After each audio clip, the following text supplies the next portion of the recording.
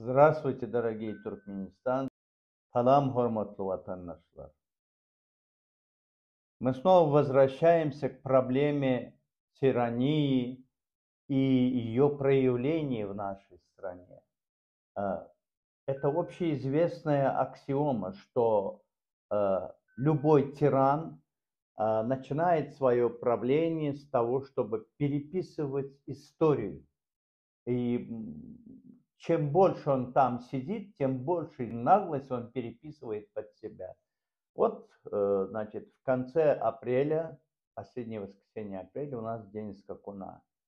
Этого скакуна из нашего национального достояния, из гордости туркменского народа превратили в шута, превратили в цирк. Вы посмотрите, вот он сейчас приглашает людей за государственные деньги для того, чтобы создать вот этот вот гнилой имидж вокруг себя, что вот он столько делает для коневодства, и что вот нужно гордиться этим.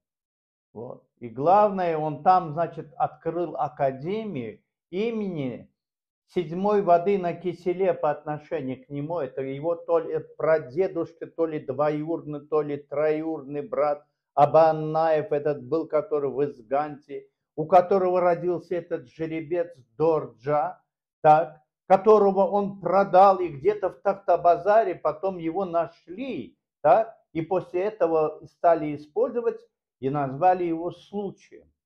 И через этого случая идет вот эта вот линия Гелишекли там и так далее, и Янардак, который находится в центре национального герба, естественно, имеет отношение к этому. То есть он пытается все время примазать вот к этому, значит, символу Туркменистана. Вот. Вы видели, как он пытался скакать на жеребце, чтобы вот там показать, что он такой весь из себя. Но ты упал, мразь, ты помнишь, как ты упал? Дело не в том, что ты упал. С лошади все, многие, кто ездил на лошади, падали. Есть кто ломал руку, ногу, есть даже кто погибал. Но ты упал не просто. Под тобой упал этот жеребец. Как назовешь корабль, так он и поплывет. Вот такой же, вот это вот твоя лошадь. И он упал вместе с тобой. Это символ государства. Атмрат. Это мечта. У туркмен говорят, лошадь это мечта. И когда упал вместе с тобой твой жеребец, это очень плохой признак. Аллах тебе дал знамение, но ты не обратил внимания. Вот этот вот самая академия он назвал теперь в честь Аба Аннаева. Вот, и назвал его Международная академия коневодства. А кто там из-за рубежа должен приходить у тебя учиться? У тебя лаборатория, говорит. Ну, лаборатория твоя фуфлыжная, самая настоящая. Ты же не можешь проверять достоверность происхождения. Правильно? Где международные лаборатории, которые признали бы твою лабораторию? Ты там вот эту вот спесь свою сгони с себя. Ты же никто относительно коневодства. Ты же дилетант конченый. Я хочу сейчас, пользуясь случаем, обратиться к человеку, которого он назначил ректором этой академии имени Аба Аннаева. Так? Человек, который имеет такую лошадь, отдал ее, продал и все, и забыл. Так вот, ректором является тот самый, который во время открытия Азиады, он на этом сером жеребце должен был поджечь факел, так, это Азиады. Но у тебя же не получилось, пирли. Ты кто, пыры или пирли? Я тебе сейчас еще отдельно скажу. И он пытался, и у тебя тоже не получилось. Это вам еще одно знамение. Не шутите с лошадью, не шутите, потому что наш знаменитый писатель, воин Сейди, что сказал? Mert yigitler minse çoktur peydati, namarda ziyanlar bedevun. А? Вам во вред это, запомните. Потому что вы не просто намард, вы падлы, конченые падлы.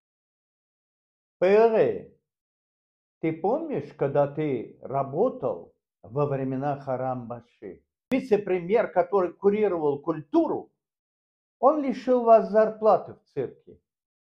Твои ребята, вы остались с этими лошадьми. Не только зарплату, у вас не было ни на сено, ни на зерно. Вам только там вот содержать разрешили в цирке. Вы только там место имели. Ты не помнишь, как решился этот вопрос? А?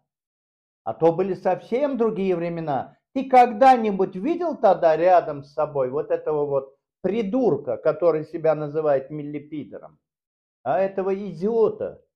Ты когда-нибудь... Я про его этого засранца говорить не хочу. А? Вот эту идиотскую семейку, которая добралась до руля власти в Туркменистане. Ты когда-нибудь видел его? А? Он сидел уже там, значит, уже был то ли вице-премьер, то ли кто. Чем-нибудь он тебе помог тогда? А? Это я договорился с ребятами.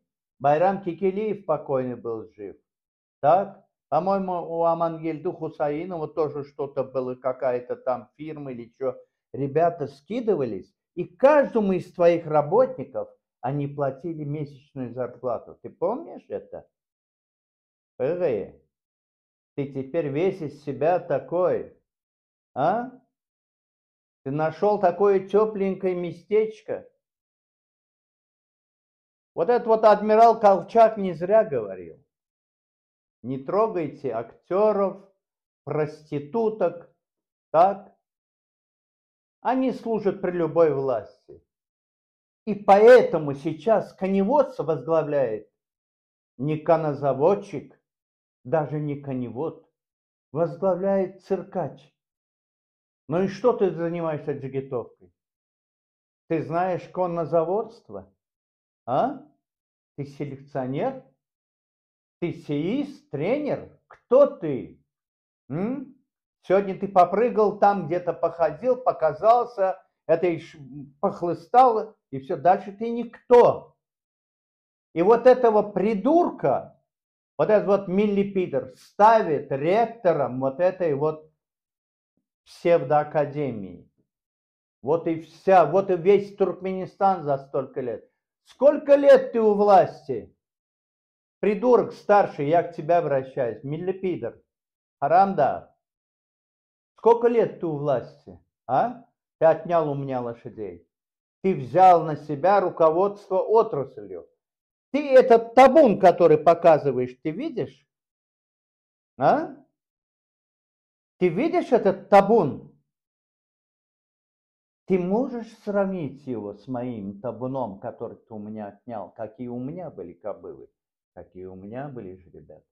Почему у тебя до сих пор не родилось ни одного такого жеребца, как Янарда, как Перенли, Генджай, Гермес, а? Карфаген? Почему у тебя не получается? Потому что ты есть тиран, а? Как в нашем эпосе знаменитом Кёроглы, а? Кто ослепил? У тебя не получается, потому что у тебя нет селекционера. У тебя нет конозаводчика, а вы все дерьмо. Вы все дерьмо, ничтожное дерьмо просто, вы дилетанты со всеми своими специалистами. И никогда вы не создадите такую лошадь. Но того человека, который создавал такую лошадь, Гильдыки Аризова, ты с ним хотел поступить точно так же, как поступил Хункар Падша с дедом Кёроглы Джигалбегом. Твое поведение абсолютно повторяет тиранию, которой подвергся наш герой эпоса Кёроглы и его дед Джигалбег. Ты абсолютный прототип такого же тирана, о котором мы знаем через наш эпос национальный Кёроглы. А? Это Хункар Падишах ослепил главного человека, который мог создать чудо крылатого коня Гайрата для Кёроглы. Он выколол ему глаза. Ты такой же тиран, мерзавец. Только плюс к этому еще бздун конченый. Так, вместе со своим потомством и окружением. Ты не смог меня ослепить. Ты знал, что это я создал этих животных выдающихся. Ты не мог смириться с тем, что вокруг тебя нет таких селекционеров, как я. И они не могут, ты с ними работал. 3-5 лет работал и всегда выходила лучшая лошадь, самые интересные, красивые лошади. Интересные, значит, все чемпионы породы, да, рождались на моей конюшне. А? Но у туркмен есть хорошая пословица. Если животное не похоже на хозяина, это дурная примета. Ты же урод. Ты же урод. Юля правильно сказала. Ты урод конченый. Мразота. Что внутренне, нравственно, психологии, ты урод конченый. И внешне урод. Ты свое уродство хочешь скрыть, богатство. У тебя все внешне. Вот у туркмен, как говорят, даже диаджек и чемёджек. Снаружи прям как игрушка. А внутри вот это опарыши, вот гниющее мясо. Гниль одна внутри. Поэтому у тебя ничего не получается. И не получится никогда. Потому что ты сам урод. Понимаешь? И лошадей таких, которые бы вот действительно были интересны, могли бы продолжить линию, которые могли бы быть действительно предметом гордости туркменского народа, как Янардак. Он единственный чемпион мира из Туркменистана. А? Ты никогда не создашь. И все, кто вокруг тебя, они не могут. И поэтому ты лишил меня права находиться возле лошадей. Подходить к коневодам ты мне запретил. В конце концов, все отнял, так? И я вынужден был покинуть страну. Потому что твоя зависть, твоя подлая натура, она не знает границ. Все зависело от того, когда твоя гадкая натура твоей сути может перехлестнуть. Да, я вынужден был покинуть. Но я никогда не преклонял перед тобой колено. Никогда. И перед тем тоже. А ты будешь отвечать. Подожди, придет то время. Неизбежно, это неизбежно придет.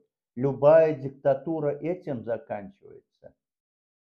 И ты, и твои дети, и твои родные, и те холопы, которые вокруг тебя бегают, наживаются, хлопают, они все будут тебе отвечать. Все будут отвечать перед народом, потому что в числе пострадавших я, может быть, и в числе первых. Так как рекетирски было, значит, конфисковано мое поголовье, такого не было. Ты потом разошелся, ты потом все это начал отнимать. Поэтому народ обязательно с тобой должен будет рассчитаться. Обязательно рассчитаться. Тебя вместе с твоим тухумом и вот этими холопами посадят задом наперед на ишаков, как в кинофильме Джаппаки, и будут водить по селам. И это будет, и это случится, иншаллах. И народ этого добьется, иншаллах. Народ имеет право. Халкан хакава.